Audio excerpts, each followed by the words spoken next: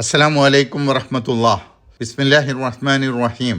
നാം പഠിച്ചു കഴിഞ്ഞ സൂറത്തുൽ ഇസ്രാഇൻ്റെ അവസാന ഭാഗത്ത് ഉത്തമ നാമങ്ങളൊക്കെ അള്ളാഹുവിനുള്ളതാണ്, അവയിൽ ഏത് പേര് വിളിച്ചുകൊണ്ടും അള്ളാഹുവിനോട് പ്രാർത്ഥിക്കാം എന്ന് പറയുന്നുണ്ട്.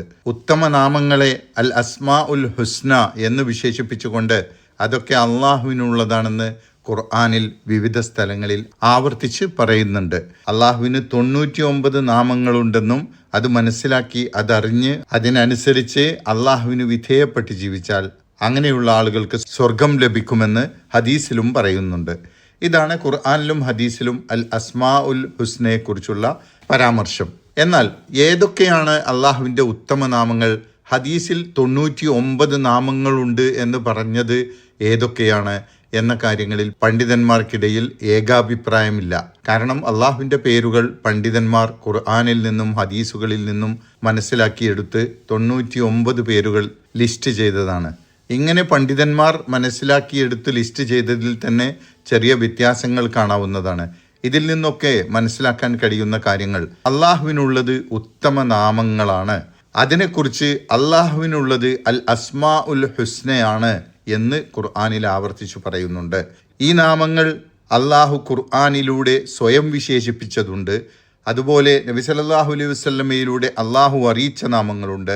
അതുപോലെ അള്ളാഹു അവൻ്റെ അദൃശ്യ അറിവുകളിൽ ഗൈബായി നിലനിർത്തിയിട്ടുള്ള ആരോടും വെളിപ്പെടുത്താത്ത നാമങ്ങളും ഉണ്ടാവാം. ഉത്തമ ഗുണങ്ങൾ സൂചിപ്പിക്കുന്ന നാമങ്ങളൊക്കെയും അള്ളാഹുവിന് മാത്രമുള്ളതാണ് എന്നാണ് ഖുർആനിൽ പറയുന്നത്. കാരണം ദൈവിക ഗുണങ്ങൾ അതിവിശിഷ്ടവും ന്യൂനതകളൊന്നുമില്ലാത്തതായിരിക്കണം. എന്നാൽ ദൈവമല്ലാത്തവർക്ക് നല്ല ഗുണങ്ങൾ ഉണ്ടായാൽ പോലും അവർ ആ ഗുണത്തിൽ സമ്പൂർണതയിലുള്ളവരാവുകയില്ല.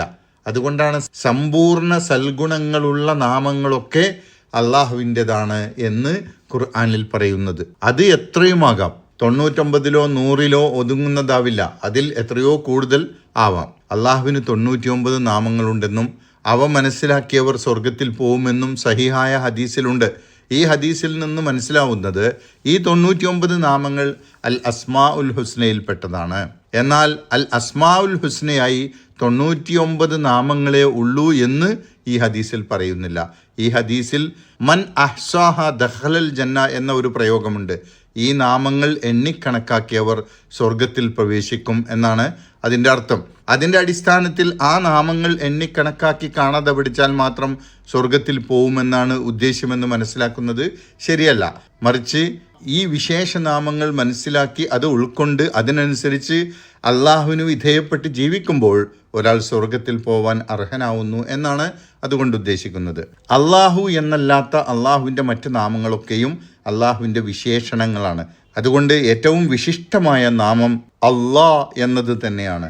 എന്നാൽ അള്ളാഹു എന്നോ അല്ലെങ്കിൽ അള്ളാഹുവിൻ്റെ ഏതെങ്കിലും നാമങ്ങൾ വിളിച്ചുകൊണ്ടോ യാ അള്ളാ എന്നതുപോലെ യാ റഹ്മാൻ, യാ റഹീം, യാ ഗഫൂർ, യാ മലിക്, യാ ഖുദ്ദൂസ്, യാ അസീസ്, യാ ഹക്കീം തുടങ്ങി അസ്മാ ഉൽ ഹുസ്നയിൽപ്പെട്ട അള്ളാഹുവിൻ്റെ ഏത് നാമം വിളിച്ചുകൊണ്ടും അള്ളാഹുവിനോട് പ്രാർത്ഥിക്കാം എന്നാണ് നാം പഠിച്ചു കഴിഞ്ഞ സൂറത്തുൽ ഇസ്രാഇൻ്റെ അവസാന ഭാഗത്ത് പറഞ്ഞത്.